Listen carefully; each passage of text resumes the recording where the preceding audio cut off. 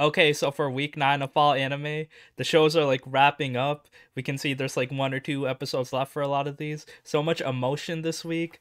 Like Mushoku Tensei, Mieruko-chan, Ousama Ranking, Komi-san, Takt Op Destiny. It's all popping off. I think 86 took a pause this week as well, so I don't know what's going on there. But yeah, overall, just like a great selection of shows. I'm kind of excited to see how they'll wrap up. So yeah, let's get into it. Starting off with Mushoku Tensei Part 2, Episode 22. Rudeus, Eris, Rougier, they finally finished their mission. They finally reached the destination, the kingdom that they got teleported in.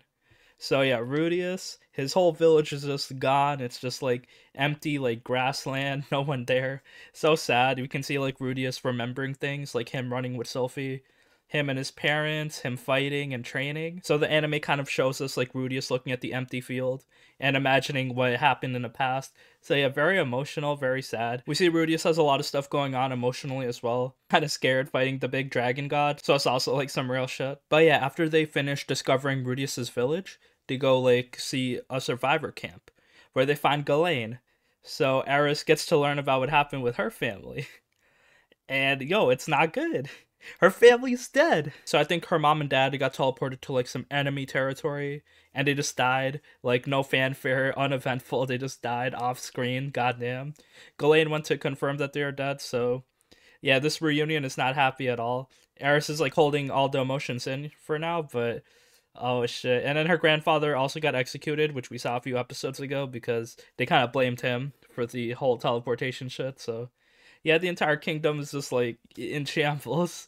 And yeah, Eris, so I guess her family does like not exist anymore. So she's kind of like sold off to be a concubine, like that's the plan. Oh, let's sell off Eris, so like the entire village will get protected by her husband. So yeah, Eris is kind of sad. She starts crying. Rudeus like leaves her alone, and then yeah, so heavy, like very emotional. I really loved this episode because they were really like storing this up, like oh, this kind of payoff when they finally reached their end goal. The aftermath of all the bad shit that happened. So yeah, this was very good. And then yeah, I feel for Eris because her whole life is just ruined now. Like no more fun adventures. Rougier also left them because he's like, oh, my mission is over. So yeah, I don't blame Eris. But then yeah, what comes after?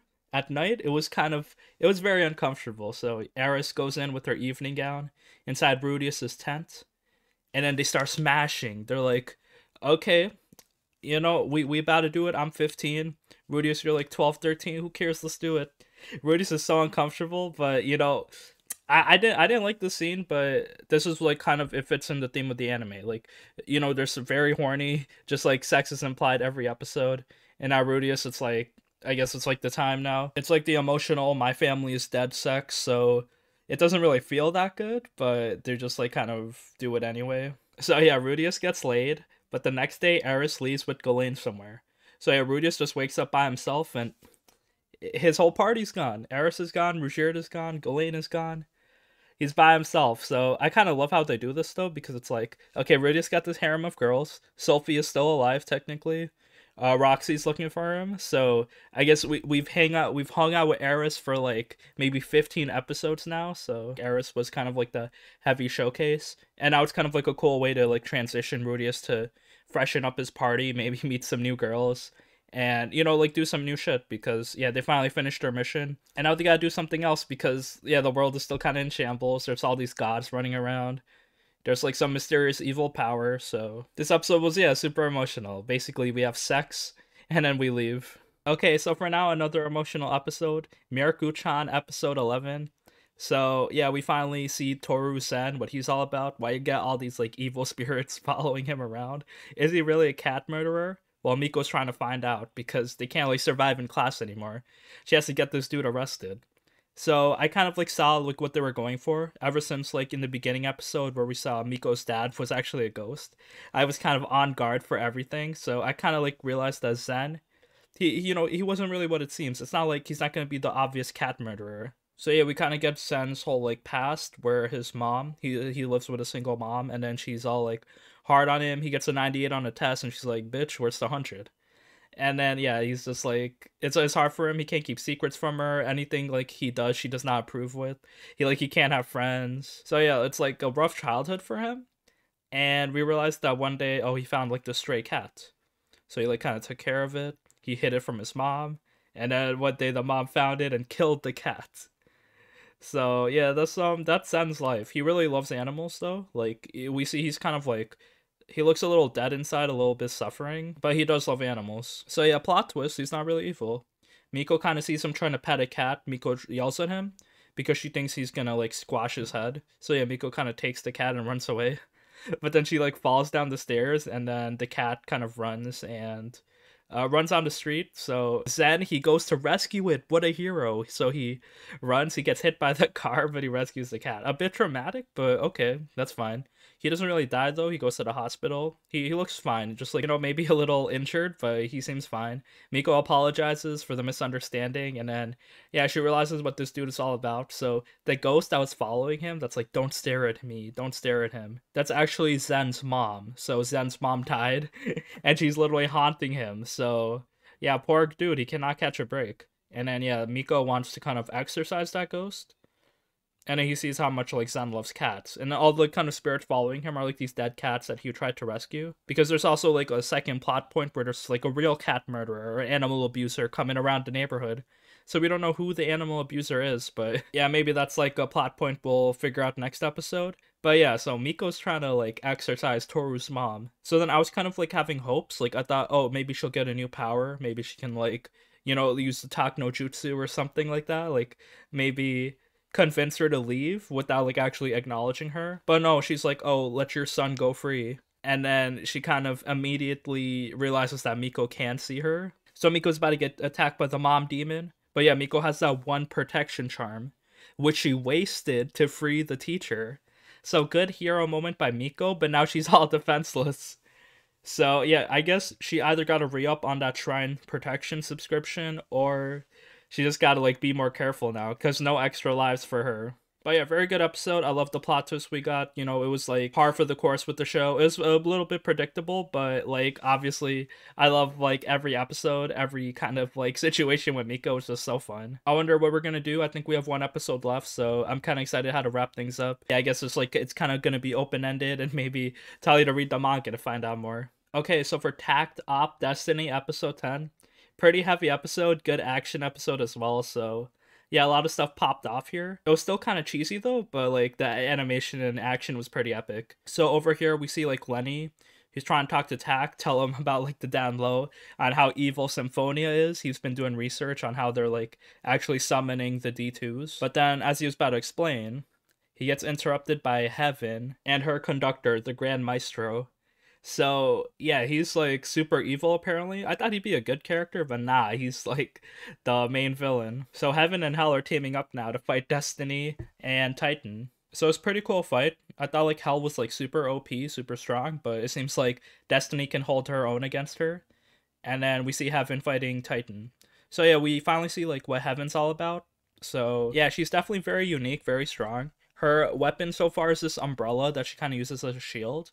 But then she also has like this magnum that she kind of like shoots people with. So yeah, cool fight scene. They're just fighting all around. Pretty even so far, but we see that like Takt and Destiny, they're kind of losing their power. Because Destiny's basically feeding off of Takt, and now Takt has like that thing spreading over his body. It kind of reaches his face, so yeah, he kind of just like collapses from overusing his power. Him and Destiny collapse, so yeah, very sad.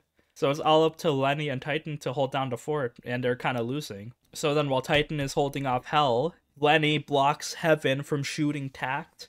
He's just on the floor, and then Takt's like this human shield tanking the bullets, which was pretty cheesy because, bro, when you die, like Heaven's just gonna shoot Takt anyway since he can't move. But no, he like pulls out the inner power, his final move, his final performance. He also had a lot of death flags this episode because we see him in his past where he met with Takt's dad, he worked with him. And then when Takt's dad died, he joined Symphonia. So yeah, he loved working with Takt's dad, and it was like kind of a passing of the torch. It's like, oh, I wanted to be there for you, but now I'll try to protect you and die for you. So yeah, Lenny sacrifices himself, but before he goes down, he just like does a cool epic like 2-minute fight where he's just like conducting Titan. He's using his final performance, which was pretty epic. Titan, she doesn't get one shotgun. She gets 2, 3, 4 shotguns. Just starts blasting. Shoots a huge laser beam. And then kind of fires on Heaven. It looks like Heaven died, but probably not yet. So she's like really injured. So they kind of have to retreat. So Tak lives another day. We see Lenny just like standing up, trying to like support himself, but he has a lot of blood loss from being shot a bunch of times. So yeah, Lenny finally goes down and dies. Titan is still alive though, so I wonder what she's gonna do. But yeah, rest in peace to my dude Lenny. He went down in a cool way. We kind of saw his backstory here as well, so yeah, he was a pretty cool character. I was kind of disappointed that we didn't really see too much of Heaven. Like, these music arts don't seem to be like that amazing. Like, Hell I like the most because she's just so sadistic and strong. Yeah, we still got some loose ends to tie up. They're probably going to be D2s attacking the city, maybe. So yeah, a lot to settle for next time. But yeah, pretty solid emotional episode. I'm really excited to see how they'll kind of wrap up this anime in the future. Okay, so for Demon Slayer, Entertainment District Arc, episode 2.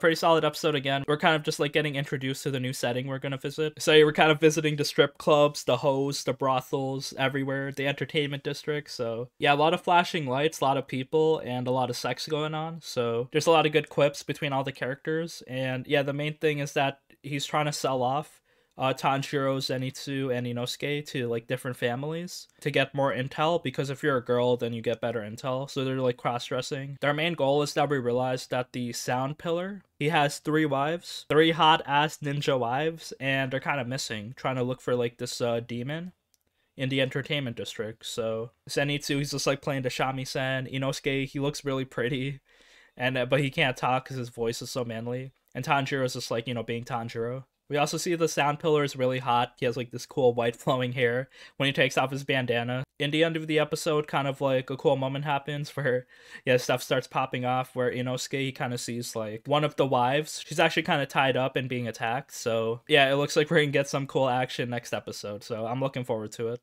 Okay, so for Ousama Ranking, episode 9. Pretty solid episode again. This episode seemed to move very quickly because we didn't really go that many places, but I had a really cool fight inside of it. So basically, Healing, her life gets targeted by the king. So yeah, I guess they don't need her anymore, so they're about to kill her, which is pretty sad because I really love her as a character. She's really cool. So she has a cool bodyguard named Dorshi. So he's trying to protect her. We see like the king kind of assigned him to be her bodyguard, like back when they first met, when he was really young and had hair. And he was a pretty cool bodyguard, but he was like kind of big and tough, so she didn't really like him that much. But then like he kind of grew to protect them, and then like, yeah, he's a cool guy, Dorshi. So then yeah, the thing is, he's trying to fight off these demon hyenas. They're pretty strong, they fight in packs. But we see Dorshi, he's just so strong. He has this armor on and he can just like beat them up pretty quickly. But yeah, they're these demon hyenas, so they kind of like overpower him by speed. So he rips off his armor. He's like, bitch, I don't need this armor. He starts flexing. And he's like, yeah, I'm gonna just fight you barehanded. So the fact that he's not armored now, he gets a bunch of more injuries. And it looks like he's about to collapse from blood loss. But then no, he has like a final stand. He's like, I can't go down here. And yeah, he beats all the demon hyenas. Very cool fight scene, actually. I thought he'd get mixed up and wrecked, but no, he fights them off. But then, yeah, he's about to collapse, but then Healing wakes up and heals him, because she got the healing power. So yeah, pretty cool scene there. Just like Healing's life gets targeted, but she's still alive. She kind of confronts the king the next day. She realizes that Daida is alive inside of the king, so there might be a way to kind of break him out. Maybe Boji gotta do it. But yeah, basically the king is like, oh, I'm sorry, but this is my body now, bitch. And she's like, bro, you died, just give him body back. So yeah, the king kind of gives her a chance to leave, because he's like, oh yeah, you better leave the kingdom now, or else I'll attack you. So you kind of see like stuff is happening. Basically the main villain is the king boss, and maybe the mirror lady and the demon. So yeah, it looks like Boji, we gotta wait for him to come through to kind of solve all the problems. So yeah, pretty solid setup episode here, cool action, and I'm kind of excited to see what Boji's gonna do. Okay, so for Platinum End, episode 10, pretty random episode. Like, I'm like, okay, bro, I like how the fights are just like so unpredictable. Actually, they're just like so funny and stupid that it makes it kind of entertaining to watch. So yeah, over here we're trying to rescue Mukado's family inside of like this glass cage. The thing is, once they're trapped in a glass cage, they have nowhere else to go. So yeah, Mukado and Mirai, they both go inside the cage to rescue Mukado's family. The thing is though, like, since they can't escape, like, they don't really have the power to break this glass, so they're kind of just like stuck in jail until they get shot down and killed. So it's basically a trap. They have nowhere else to go. So Mirai's solution is basically pretend that we leave. So the fact that they have wings, they can fly faster than the eye can see, and then they're gonna think, oh, we disappeared. The issue is though, if you keep flying, you're gonna get tired eventually. So they keep like playing a waiting game. It's like a Mr. Beast challenge. Okay, last to stop flying loses or whatever. So yeah, they just fly around for hours basically until like the dudes get tired. And then they don't really have an end game plan. They just don't want to get shot by arrows, so they just keep flying. And then yeah, no one can really see them. But then Saki comes in to rescue them. So this is what I was expecting, because they gave her a cool cat suit, but she didn't get to like, you know, do anything. So yeah, of course she becomes the hero. So she gets wings with the help of her angel. It was kind of cheesy because we see that her angel, his name is Revel, he kind of like becomes emotional, like, oh, I'm so weak that I can't protect my master. So then he starts crying, and he apparently is the first angel to cry for a human. So yeah, that makes him the angel of emotion now. And it becomes like a higher rank, grade 1, and Saki finally gets wings because this dude can cry. So very cheesy. I don't really like that, but yeah, whatever. Kind of yeah, Saki, let's do it. Now she gets her wings by herself. So I thought she'd have to kill someone to get her wings, but no, she actually gets them by her own power, which is kind of cool. She gets wings and she shoots the villain, the green-haired guy, and then yeah, she shoots him with the red arrow, so he's like all in love with Saki. And then Metropolitan, he's just sitting in the back in his like control room. He doesn't know what to do.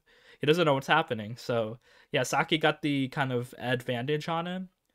And then it looks like the green-haired dude, he's kind of fighting for his feelings. He's like, oh, should I be seduced by Saki, or should I be loyal to Metropolitan?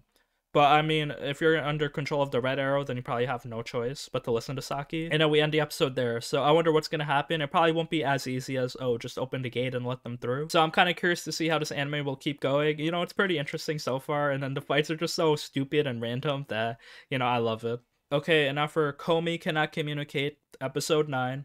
Solid episode. A lot of stuff happened. I really love the kind of pacing in these episodes because they just give us so much shit. It makes me kind of want to read the manga when the anime's over because there's so many characters and we gotta learn more about them. But yeah, basically here the fall semester starts. So yeah, they gotta go back to school. Their summer vacation is over. We see like a new character. She's kind of like a countryside girl, country bumpkin. Her name is Inaka. She's kind of cute. She has short hair. And then she kind of like looks up to Komi. She's like, damn, this is the ideal city woman. So she kind of follows Komi to the Subway restaurant where she sees Komi trying to make an order. Thing is, they do like a lot of customization on the sandwich. So Komi cannot like make a straight face what she wants. If she wants toasted, what kind of vegetable she wants on it. So that yeah, Inaka's just watching her. She's like, oh shit, Komi's just like sitting. She doesn't need to talk to order. Cool, cute character, country girl Inaka. And yeah, Komi was not able to get the order correct. So after that, the Chuny girl, Naka invites Komi to her house to play video games. Komi comes through, so yeah, Naka's kind of like, she's just a little awkward because she never like realized that Komi would come through to her house. But yeah, they start playing Smash Bros. She invites Najimi, and Tadano comes through too, and then yeah, they all just play video games. So yeah, pretty cool bonding experience. After that, Komi helps Najimi at the part-time job where they hand out tissues. And Komi can't really hand out tissues, she's so awkward, so yeah, she just keeps shaking her hand like very wobbly, and no one takes the tissues, so she starts crying a bit. Because she starts like, you know, leveling up her determination, trying harder.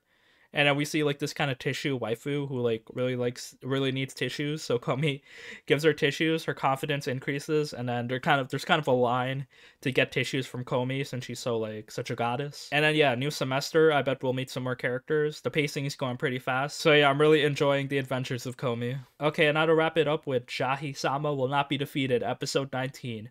Cool kind of episode explanation, kind of like almost finale. So one more episode left, but here we had kind of a big fight. All our questions are answered, so it was like really funny. We see like the reason why like the demon world was like destroyed and everything. So yeah, apparently like the demon lord, she's like a lolly that wears like a black robe, and then her little sister, her name is Justice. She's like a light demon, or maybe like an angel, I guess. But then Demon Lord kind of left her to like live in the underworld. So the little sister got jealous, so she keeps giving people like the ability to be magical girls. The thing is, like, the girl was too strong because the power is like determined by their determination. So yeah, she broke the whole stone. And since that happened, yeah, everyone's lives have been reversed. So then all of Jahy's suffering was caused by like this family drama. The two sisters kind of make up in the end after a cool fight. Jahy gets really injured, but of course, like, you know, there's no stakes here. She's not gonna die. We see her apologize to everyone, and then, yeah, I guess they kind of resolve that. Like, there was a cool fight. We see, like, the manager lady, she becomes a magical girl as well. So I wonder what's gonna happen next because, you know, Jahy needs her power. She doesn't want to work part-time jobs. Maybe she'll create her own restaurant and everything here. So yeah, we'll see what's gonna happen. We also get some lore between like other characters. We see Druge.